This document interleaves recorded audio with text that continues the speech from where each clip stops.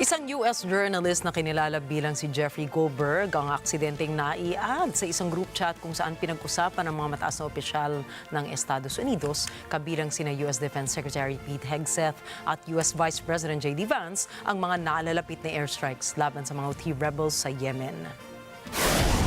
Inamin ng White House ang security breach nitong araw at sinabi nilang aksidenteng naidagdag ang isang numero sa isang chat.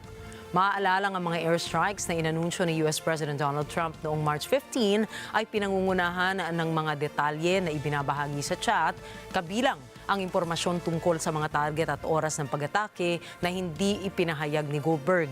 Sa kabila ng pagkakaroon ng leak, tinawag ni Trump ang airstrike bilang very effective.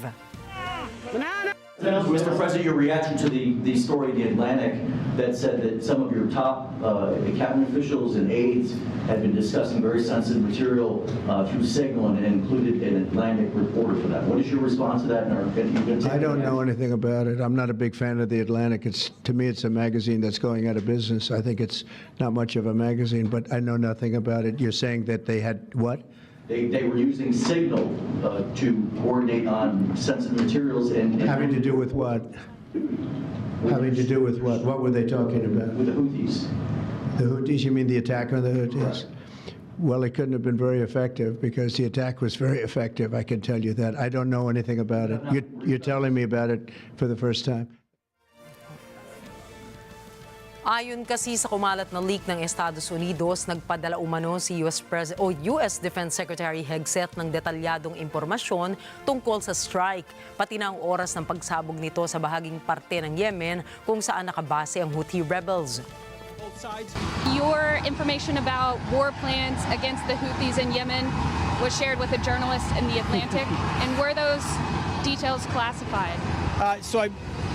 You're talking about a deceitful and highly discredited so-called journalist who's made a profession of peddling hoaxes time and time again, to include the hoaxes of Russia, or the fine people on both sides hoax, or suckers and losers hoax. So this is the guy that peddles in garbage. This is what he does. I would love to comment on the Houthi campaign because of the skill and courage of our troops. I've monitored it very closely from the beginning.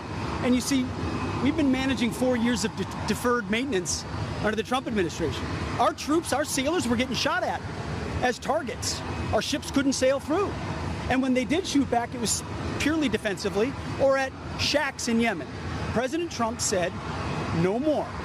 We will reestablish deterrence. We will open freedom of navigation, and we will ultimately decimate the Houthis, which is exactly what we're doing as we speak from the beginning, overwhelmingly. Nagdulot naman ito ng matinding galit sa mga Democrats kung saan sinabi ni U.S. Senate Minority Leader Chuck Schumer na ito raw ang paglabag sa military intelligence at nagdemand ng agarang investigasyon. Habang pinuna rin ni U.S. Senator Jack Reed ang kumalat na leak at sinabing ang kawalan ng pag-iingat ng mga gabinete ni Trump ay maituturing na mapanganib.